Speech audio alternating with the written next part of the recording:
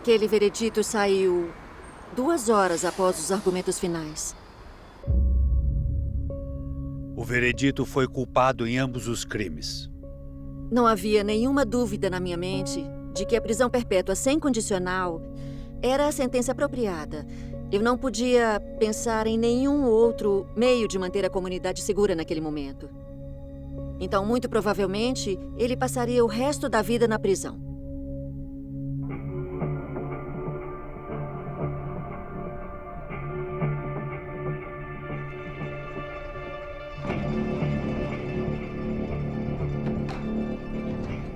A incorrigibilidade permanente é um mito. Uma das coisas que nós sabemos sobre os jovens é que eles são capazes de mudar, pois os seus cérebros ainda estão em desenvolvimento.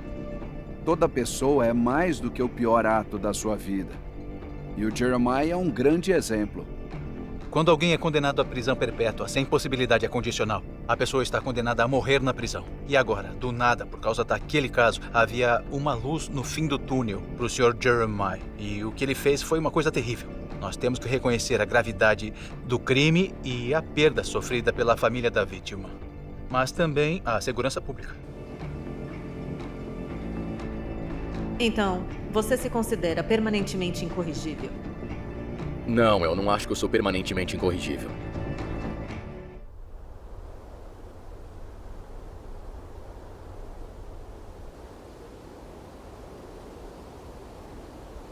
Eu tô preso há 28 anos. Tinha 17 quando cometi o crime, agora tenho 45. Se eu soubesse naquela época o que eu sei agora, nada daquilo teria acontecido.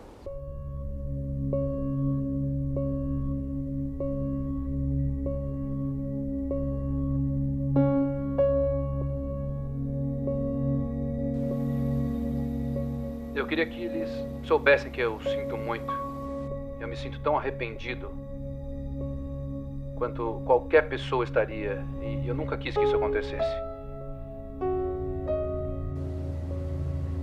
Na época em que o Scott foi acusado, o entendimento geral era de que ele fosse um indivíduo depravado que tirou a vida de uma criança de 5 anos. Então, nós começamos a pesquisar, começamos a avaliar, começamos a chamar alguns profissionais. E eu comecei a perceber que a pessoa que eu achava que o Scott era não tinha nada a ver com quem ele é. Então, nós sentimos que precisávamos continuar em direção à psicologia infantil do Scott para saber se ele era ou não capaz de se reabilitar.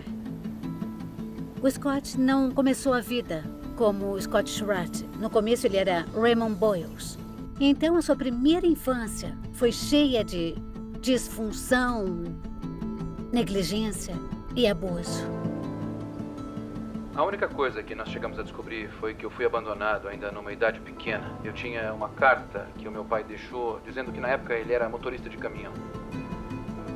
E ele achava que isso era a melhor coisa pra gente. E depois disso eu fiquei em lares adotivos dos 2 até os 7 anos.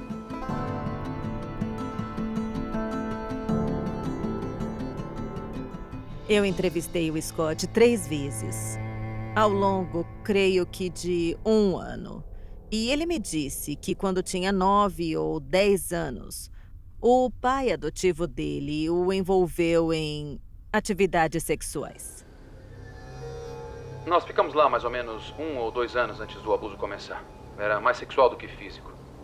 Ele usava aquilo como um meio de manter o controle. Ele estava vivendo em um ambiente disfuncional e abusivo. Eu com certeza acredito que ele estava sendo abusado sexualmente. Tudo se encaixa. Ele também exibia comportamento de automutilação, ou seja, se cortava. Eu acredito que ele provavelmente sofria de estresse pós-traumático. E isso, com certeza, levou a problemas em regular suas emoções e agir impulsivamente. Era movido pelo trauma.